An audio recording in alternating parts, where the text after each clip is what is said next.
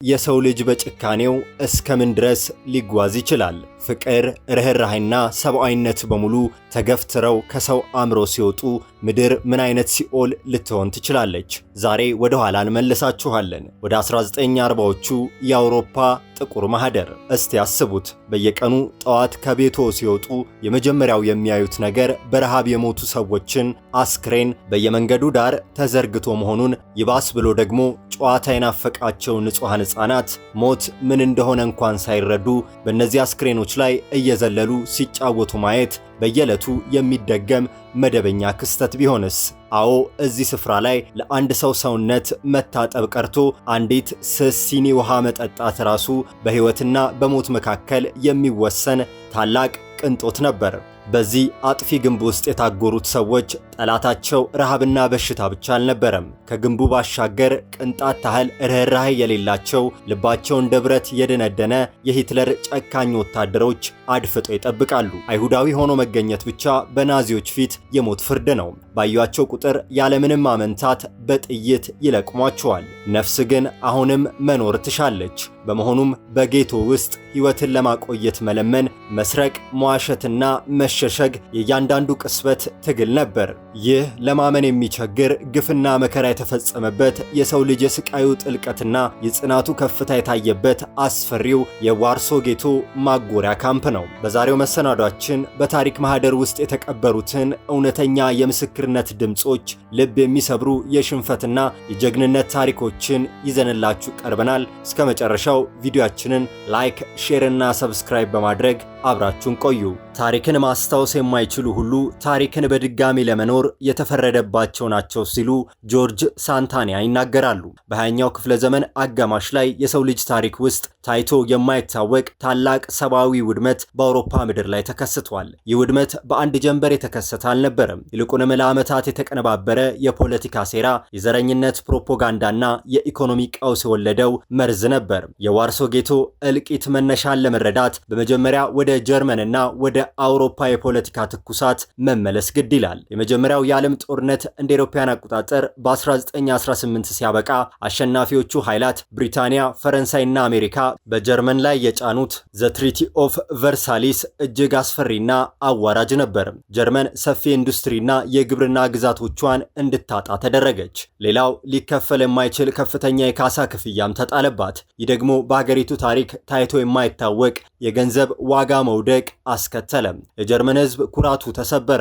በወቅቱ የነበረችው ደካማዋ የዋይመር ሪፐብሊክ መንግስት የህዝቡን ቁጣና ረሃብ ማስታገስ አልቻለችም ነበር። ይህ የተዋረደ የተራበና የተቆጣ ህዝብ አዳኝ መፈለግ የጀመረበት ወቅት ነበር። በዚህ ብሔራዊ ድብርትና ውርደት ውስጥ አንደበተ ርቱዕ የሆነው ወታደር አዶልፍ ሂትለር ወደ መድረክ ብቅ አለ። ሂትለር ለጀርመን ውድቀት ተጠያቂዎችን በቀላሉ ለህዝብ አሳየ።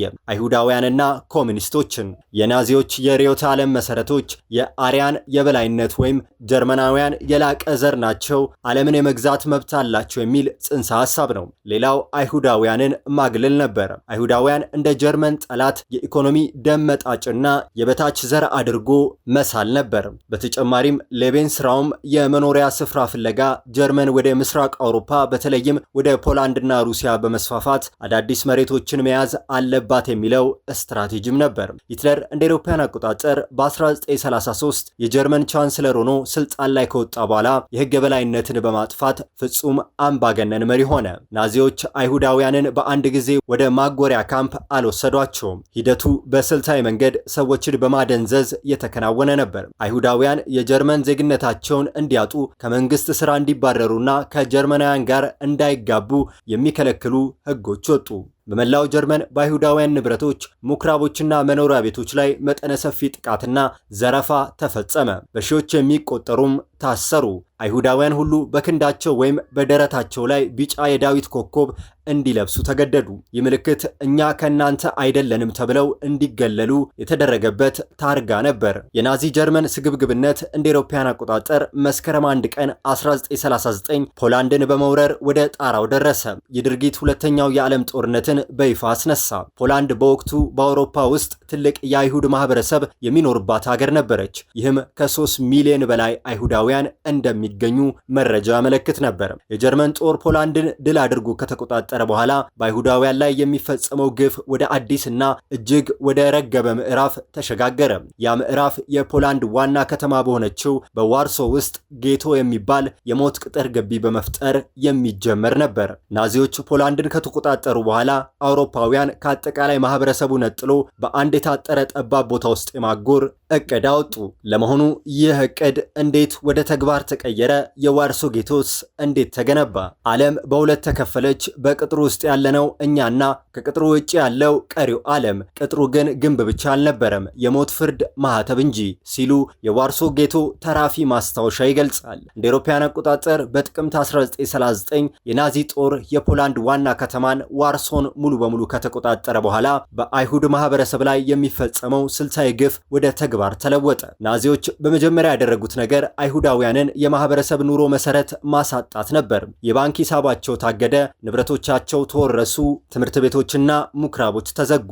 ነገር ግን ይህ ገና ጅምሩ ነበር። እንደ አውሮፓውያን አቆጣጠር በ1940 መጀመሪያ ላይ ናዚዎች በዋርሶ ከተማ መሃል የሚገኘውን የአይሁዳውያን ሰፈር የበሽታ መከላከያ ቀጠና ብለው ሰየሙት። የጀርመን ፕሮፓጋንዳ ማሽን ለዋርሶ ነዋሪዎች ያሰራጨው ውሸት እንዲህ የሚል ነበር። አይሁዳውያን የሳምባ ነቀርሳና የታይፈስ በሽታ ተሸካሚዎች ናቸው። የከተማዋን ቀሪ ነዋሪዎች ከወረርሽኝ ለመጠበቅ ሲባል አይሁዳውያንን ለይቶ ማኖር ግድ ይላል። ይህ ስልታዊ ፕሮፓጋንዳ ከጌቶ ውጭ ያለውን የፖላንድ ማህበረሰብ ለአይሁዳውያኑ እንዳይራራና ማግለሉን እንደ ጤና ጥበቃ እርምጃ እንዲቆጥረው ለማድረግ የተወጠነ የጭካኔ ሴራ ነበር። እንደ አውሮፓውያን አቆጣጠር በጥቅምት 12 ቀን 1940 በአይሁዳውያን የእርቅ ቀን ወይም ዮም ኪፑር ናዚዎች የዋርሶ ጌቶን በይፋ መቋቋም አወጁ። ናዚዎች በጌቶ ዙሪያ 3 ሜትር ከፍታ ያለውና በላዩ ላይ የተሳለ ሽቦ የተገጠመለት የጡብ ግንብ በአጭር ጊዜ ውስጥ አስገነቡ። የሚገርመውና የሚያሳዝነው ግንቡን የመገንባት ስራ የተከናወነው ወጪውም የተሸፈነው ራሳቸው በታጎሩት አይሁዳውያን ጉልበትና ገንዘብ ነበር። በከተማው በተለያዩ አካባቢዎች ይኖሩ የነበሩ ከ140 ሺህ በላይ አይሁዳውያን በጥቂት ቀናት ውስጥ ቤታቸውን ጥለው በጥብቅ ቁጥጥር ስር ወደ ተከለለው ጠባብ ሰፈር እንዲገቡ ተገደዱ። በተቃራኒው በዛ ሰፈር ውስጥ ይኖሩ የነበሩ 110 ሺህ ያህል ክርስቲያን ፖላንዳውያን ቀያቸውን ለቀው እንዲወጡ ተደረገ። በህዳር 16 ቀን 1940 የጌቶ በሮች ሙሉ በሙሉ ተቆለፉ። ከዚያ ቀን ጀምሮ ያለ ናዚዎች ፍቃድ ወደ ውስጥ መግባትም ሆነ መውጣት በጥብቅ ተከለከለ። የዋርሶ ጌቶ ስፋት እጅግ በጣም አነስተኛ ነበር። የከተማዋን ጠቅላላ ስፋት 2.4 በመቶ ብቻ የሚሸፍን ሲሆን በውስጡ የታጎረው ህዝብ ግን የከተማዋን አጠቃላይ ነዋሪ 30 በመቶ ያህል ነበር። በኋላ ላይ ከሌሎች አካባቢዎች በተወሰዱ ተጨማሪ አይሁዳውያን ምክንያት የጌቶ ነዋሪዎች ቁጥር ከ450 ሺህ በላይ ደርሶ ነበር። ይህ ማለት በአንድ ስኩዌር ማይል ውስጥ ከ200 ሺህ በላይ ሰው ይኖር ነበር ማለት ነው። ይህ በአሁኑ ዓለም ካሉ እጅግ በጣም ጭንቅንቅ ከተሞች እንኳን እጥፍ ድርብ የሚበልጥ አሰቃቂ ጥበት ነበር። ናዚዎች ጌቶውን በቀጥታ ከማስተዳደር ይልቅ ሌላ መለያ ዘዴ ፈጠሩ። ጁዴን ራት የአይሁድ ምክር ቤት የተባለ አስገዳጅ አስተዳደር በጌቶ ውስጥ አቋቋሙ። ምክር ቤቱ በታዋቂው የአይሁድ መሐንዲስ አዳም ቼኒያኮቭ ይመራ ነበር። የናዚዎች ትዕዛዝ ለህዝቡ የማስተላለፍ ግብር የመሰብሰብና የጉልበት ሰራተኞችን የማቅረብ ኃላፊነት ተሰጠው። ናዚዎች በጌቶ ውስጥ ስርዓት ለማስከበር የአይሁድ ወጣቶችን በመመልመል የራሳቸውን ፖሊስ አዋቀሩ። እነዚህ ፖሊሶች የጦር መሳሪያ ባይታጠቁም ዱላ ይዘው የገዛ ወገኖቻቸውን እንዲቆጣጠሩ ይገደዱ ነበር። ይህም በጌቶ ውስጥ ከፍተኛ አለመተማመን ለመፍጠር የናዚዎች ስልታዊ ሴራ ነበር። የጁዴራንት መሪ የነበረው ቼኒያኮቭ በናዚዎች ግፊትና በገዛ ወገኖቹ ሰቆቃ መካከል በመቀስቀስ በኋላ ላይ ናዚዎች የጌቶን ህዝብ ወደ ሞት ካምፕ እንዲያጓጉዙ ሲያዙት ፈቃደኛ ባለመሆን ህይወቱን በራሱ ያጠፋ የቁርጥ ቀን ሰው ነበር። እዚህ በረሃብ መሞት መደበኛ ነገር ነው፣ አዲስ ነገር የሚሆነው አንድ ቀን በህይወት መቆየት ሲቻል ብቻ ነው የሚል ከአንድ የጌቶ ልጅ ማስታወሻ ደብተር የተወሰደው ጽሑፍ ይገልጻል። የዋርሶ ጌቶ በሮች ከተቆለፉ በኋላ በቅጥሩ ውስጥ የነበረው ህይወት ከሰው ልጆች አስተሳሰብ በላይ ወደሆነ አስከፊ ጨለማ ተቀየረ። ናዚዎች አይሁዳውያንን በቀጥታ በጥይት ከመግደላቸው በፊት በረሃብና በበሽታ ቀስ በቀስ እንዲያልቁ የሚያደርግ ስልታዊ የጭካኔ ዕቅድ ዘርግተው ነበር። ናዚዎች ወደ ጌቶ የሚገባውን የምግብ አቅርቦት ፍጹም በሆነ ቁጥጥር ስር አዋሉት። ለጌቶ ነዋሪዎች የሚፈቀደው የምግብ መጠን የሰው ልጅ በህይወት ለማቆየት የማይቻል እጅግ አነስተኛ ቅንጣት ነበር። በወቅቱ የጀርመን ወታደር በቀን እስከ 3000 ካሎሪ፣ ተራ የፖላንድ ዜጋ ደግሞ ወደ 600 ካሎሪ ያገኝ ነበር። ለጌቶ አይሁዳውያን ግን የተፈቀደው በቀን 184 ካሎሪ ብቻ ነበር። ይህ መጠን አንድ ትንሽ ቁራጭ ድንችና ጥቂት ግራም ጥቁር ዳቦ ብቻ ማለት ነው። ሰዎች በየመንገዱ እንደ ቅጠል ይረግፉ ጀመር። ትንንሽ ልጆች ሆዳቸው በትልቁ አብጦ የአጥንት ስብስቦች ሆነው በየመንገዱ ዳር ምግብ ሲለምኑ ማየት የተለመደ ትዕይንት ሆነ። በየቀኑ ጠዋት በረሃብ የሞቱ ሰዎችን አስክሬን በጋዜጣ ሸፍኖ ከመንገድ ላይ ማንሳት የንጋት መጀመሪያ ተግባር ነበር። በጣም በጠበበ ስፍራ ላይ ከግማሽ ሚሊዮን የሚጠጋ ህዝብ መታጎሩ፣ ንጹህ ውሃ ማጣቱና የሳሙና እጥረት ለወረርሽኙ ምቹ ሁኔታ ፈጠረ። በቅማል አማካኝነት የሚተላለፈው አስከፊው የታይፈስ በሽታ በጌቶ ውስጥ በከፍተኛ ፍጥነት ተሰራጨ። ከ100 ሺህ በላይ ነዋሪዎች በዚህ ወረርሽኝ ብቻ ህይወታቸውን አጥተዋል። በጌቶ ውስጥ የታጎሩ አይሁዳውያን ዶክተሮችና ነርሶች በረሃብና በመድኃኒት እጥረት እየማቀቁም ቢሆን በድብቅ ሆስፒታሎችን በማቋቋም ወገኖቻቸውን ለማዳን ተጋድለዋል። እንዲያውም አንዳንድ አይሁዳውያን ዶክተሮች በረሃብ ላይ የተመሰረተ ጥልቅ ሳይንሳዊ ምርምር በማካሄድ ውጤቱን በድብቅ ከጌቶ ውጭ ላሉ የሕክምና ማህበረሰቦች ማስተላለፍ ችለው ነበር። የጌቶ ህዝብ ሙሉ በሙሉ በናዚዎች የኮታ ምግብ ላይ ብቻ ተመርኩዞ ቢሆን ኖሮ ጌቶ በተመሰረተ በጥቂት ወራት ውስጥ ሁሉም ሰው አልቆ ነበር። ነገር ግን ህዝቡ በህይወት ያቆየው አንድ ታላቅና አደገኛ ተግባር ነበር። ግንቡ ላይ ባሉ ትናንሽ ቀዳዳዎች፣ በቆሻሻ መውረጃ ቱቦችና በፈረሱ ግንቦች ስር ሾልከው በመውጣት ምግብ ወደ ጌቶ የሚያስገቡት ትናንሽ ልጆች ነበሩ። እነዚህ ልጆች በፖሊሶች ከተያዙ ወዲያውኑ በጥይት እንደሚገደሉ እያወቁ ህይወታቸውን ለቤተሰቦቻቸው ሲሉ ይገብሩ ነበር። በጌቶ ውስጥ ይበላ ከነበረው ምግብ ውስጥ 80 በመቶ በላይ የሚሆነው በድብቅና በህገ ወጥ መንገድ ከውጪ የገባ ነበር። ይህም የጌቶውን ህዝብ ዕድሜ በጥቂቱ ሊያራዝምለት ችሏል። የዋርሶ ጌቶ ነዋሪዎች በአካላቸው ብቻ ሳይሆን በመንፈሳቸውም ጭምር ላለመሸነፍ ታግለዋል። ናዚዎች ሰብአዊ ክብራቸውን ሊገፉ ቢሞክሩም እነሱ ግን በውስጣዊ ጥንካሬ መከቱት። ትምህርት በጥብቅ የተከለከለ ቢሆንም አስተማሪዎች ህፃናትን በመሬት ውስጥ ክፍሎች ሰብስበው በድብቅ ያስተምሩ ነበር። በጌቶ ውስጥ የድብቅ ጋዜጦች ይታተሙ ነበር። የቲያትር ቡድኖች ተቋቁመው ትርኢት ያሳዩም ነበር። ሙዚቀኞችም በድቅድቅ ጨለማ ውስጥ ተስፋ የሚዘሩ ዜማዎችን ያዜሙ ነበር። በታሪክ ተመራማሪው ኢማኑኤል ሪንጌል ብሎም የተመራ የሰዎች ስብስብ በጌቶ ውስጥ የሚፈጸመውን ግፍ በጽሑፍ በፎቶግራፍና በምስክርነት መዝግቦ በወተት ጣሳዎችና በብረት ሳጥኖች ውስጥ በመክተት በመሬት ስር ቀበሩት። ይህ ማህደር ከጦርነቱ በኋላ ተቆፍሮ በመውጣት ዛሬ ናዚዎች በጌቶ ውስጥ የፈጸሙትን ግፍ ለዓለም ያጋለጠ ታላቅ የታሪክ ምስክርነት ለመሆን በቅቷል። ረሃቡ፣ በሽታው የዕለት ተዕለት ቀጥሎ ሳለ እንደ አውሮፓውያን አቆጣጠር በ1942 አጋማሽ ላይ ናዚዎች ወደ አስከፊው የመጨረሻው ምዕራፍ ተሸጋገሩ። የመጨረሻው መፍትሄም በይፋ ተጀመረ። የባቡር ሀዲዶቹ ድምፅ ሌሊቱን ሙሉ አይተኛም ነበር። በጭነት ባቡሮች ውስጥ የታጎሩት ሰዎች ጩኸትና ለቅሶ ግንባችንን አልፎ እስከ ሰማይ ይደርስ ነበር ሲሉ ከዋርሶ ጌቶ የዓይን እማኞች የተገኘው ማስታወሻ ይገልጻል። እንደ አውሮፓውያን አቆጣጠር በ1942 አጋማሽ ናዚዎች በአውሮፓ የሚኖሩ አይሁዳውያንን በሙሉ በይፋ የማጥፋት እቅዳቸውን ተግባራዊ ማድረግ ጀመሩ። ለዚህ ሰይጣናዊ እቅድ መሳካት ደግሞ ትልቁና የመጀመሪያው ሰለባ የዋርሶ ጌቶ ሆነ። ናዚዎች የጌቶን የአይሁድ ምክር ቤት መሪዎችን በመጥራት በየቀኑ በትንሹ 6000 አይሁዳውያንን ለዳግም ሰፈራ መዘጋጀት እንዳለባቸው ትዕዛዝ አስተላለፉ። ናዚዎች ሰዎቹን ወደ ምስራቅ ወስደን አዲስ የሥራ ዕድል፣ የተሻለ መኖሪያ እንሰጣቸዋለን በማለት አታለሏቸው። የምክር ቤቱ ኃላፊ የነበረው አዳም ቼርኒያኮቭ ይህ ዳግም ሰፈራ የተባለው ጉዞ ወደ ተሻለ ህይወት ሳይሆን ወደ ሞት ካምፕ መሆኑን ተረዳ። በተለይም ህፃናትና አቅመ ደካሞችን አሳልፎ ለመስጠት ፍቃደኛ አልሆነም። በናዚዎች እጅ መሳሪያ ከመሆን ይልቅ ሐምሌ 23 ቀን 1942 በመርዝ የገዛ ህይወቱን አጠፋ። ኡምሽላግ ፕላትዝ በጌቶ ሰሜናዊ ድንበር ላይ የሚገኝ የባቡር መጫኛ ጣቢያ ነበር። ይህ ስፍራ በመቶ ሺዎች የሚቆጠሩ አይሁዳውያን የመጨረሻውን የዋርሶ ምድር የረገጡበት የሰቆቃ አደባባይ ሆነ። ናዚዎች በፈቃደኝነት ወደ ባቡሩ ለሚገቡ ሰዎች 3 ኪሎ ግራም ዳቦና መርመላታ እንደሚሰጡ አስታወቁ። በረሃብ ለቆሰለው ህዝብ ይህ ማታለያ እጅግ የላቀ መሳሪያ ነበር። ብዙዎች ለጥቂት ቁራጭ ዳቦ ሲሉ በገዛ እግራቸው ወደ ባቡሩ ገቡ። ሰዎቹ መቶ ሆነው ለከብት ማጓጓዣነት በተሰሩ የአየር ማስገቢያ እንኳን በሌላ በሌላቸው ጠባብ የባቡር ሳጥኖች ውስጥ ይታጎሩ ነበር። ባቡሮች ውስጥ ምንም አይነት ውሃ፣ ምግብ ወይም የሽንት ቤት አገልግሎት አልነበረም።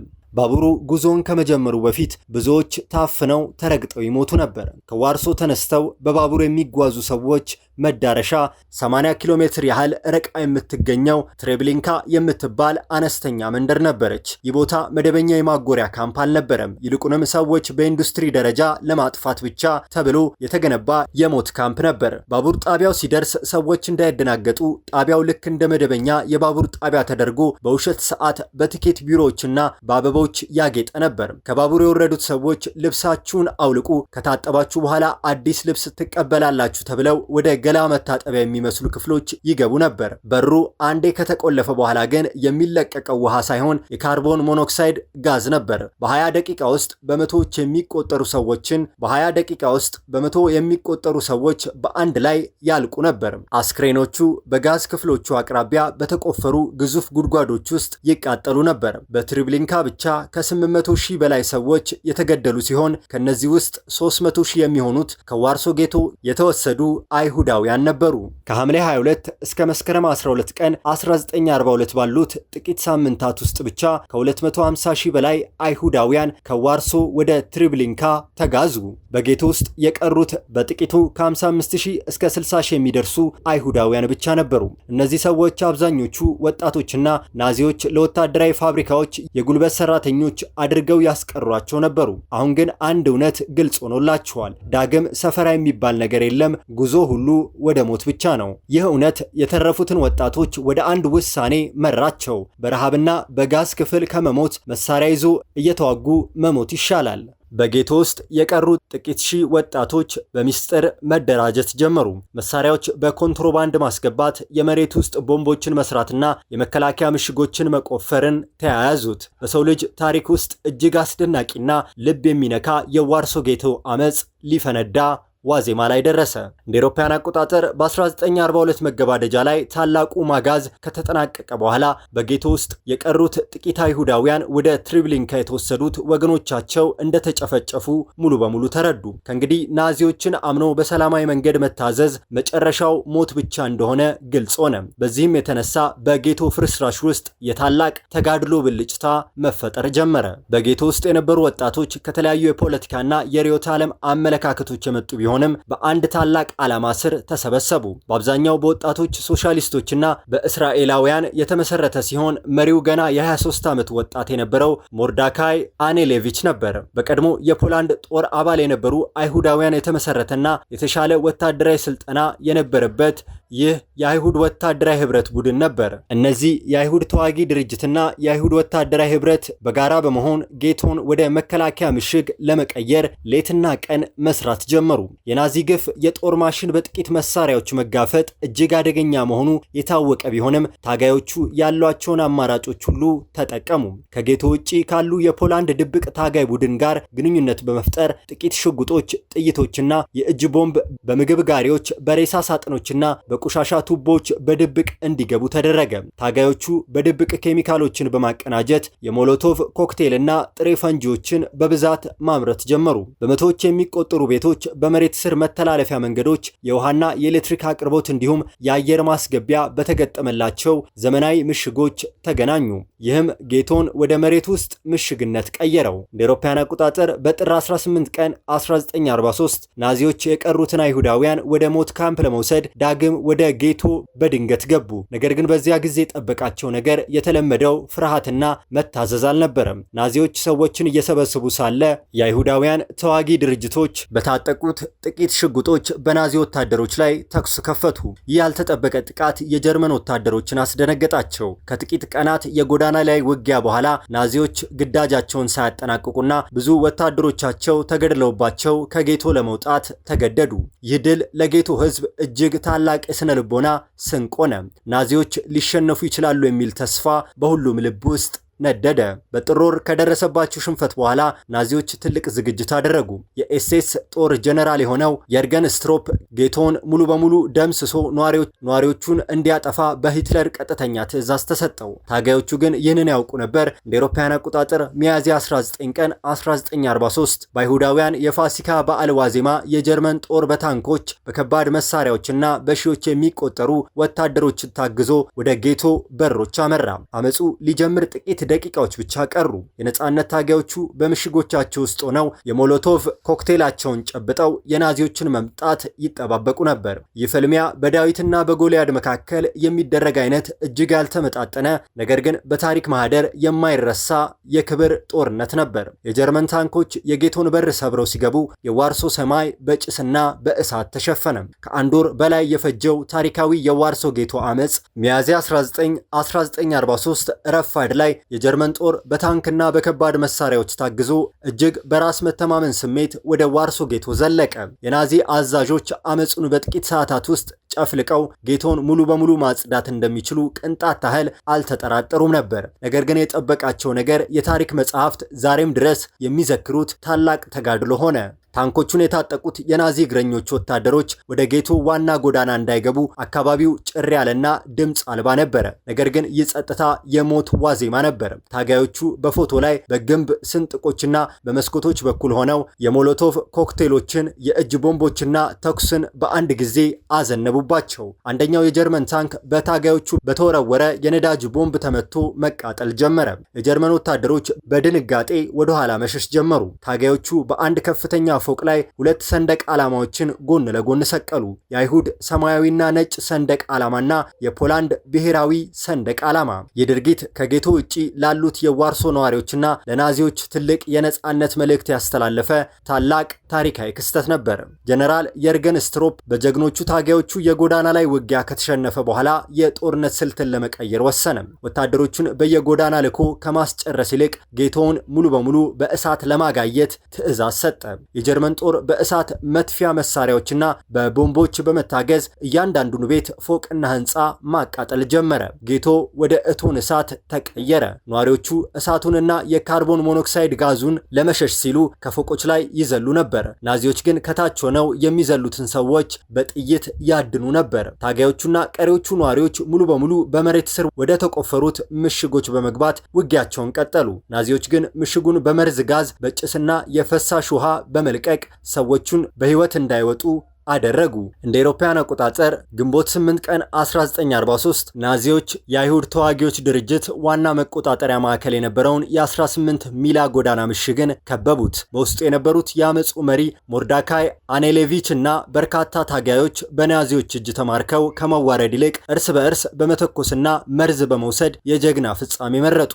ሞርዳካይ ከመሞቱ በፊት ለጓደኛው በጻፈው የመጨረሻ ደብዳቤ ላይ እንዲህ ብሎ ነበር። የመጨረሻው ምኞቴ ተፈጽሟል። የአይሁድ ራስን መከላከል በተግባር ሲፈጸም ለማየት በቅቻለሁ። እኛ መሞታችን አይቀሬ ነው፣ ነገር ግን መሞታችን ታሪካዊ ትርጉም ይኖረዋል ብለዋል። አመፁን ሙሉ በሙሉ ማክሰሙን ለበርሊን ባለስልጣናት ለማብሰር ጀነራል ስትሮፕ ግንቦት 16 ቀን 1943 በጌቶ አቅራቢያ የሚገኘውን ታላቁን የዋርሶ ምኩራብ በዲናማይት አፈነዳው። ስትሮፕ በጻፈው ይፋዊ ሪፖርት ላይ እንዲህ ሲል አስፈረመ። የዋርሶ የአይሁድ ሰፈር ከእንግዲህ የለም። ምንም እንኳን አመፁ በወታደራዊ ኃይል የበላይነት ቢጨፈለቅም በሁለተኛው የዓለም ጦርነት ወቅት በናዚ ጀርመን ላይ የተነሳው የመጀመሪያውና ትልቁ የከተማ አመፅ ነበር። ጥቂት በረሃብና በበሽታ የዛሉ ወታደሮች የናዚ ጦር ከአንድ ወር በላይ እንዲዋጋ ማድረጋቸው የሰው ልጅ መንፈስ ፈጽሞ ሊሸነፍ እንደማይችል ለዓለም ያሳየ ታላቅ አብነት ሆኖ ተመዝግቧል። የተወደዳችሁ ቤተሰቦቻችን የዛሬው መሰናዳችን ይህንን ይመስል ነበር። ቪዲዮአችንን ከወደዳችሁት ላይክ፣ ሼር እና ሰብስክራይብ ማድረጋችሁን እንዳትረሱ። ሐሳብ አስተያየታችሁን ደግሞ ኮመንት ላይ አስፍሩልን።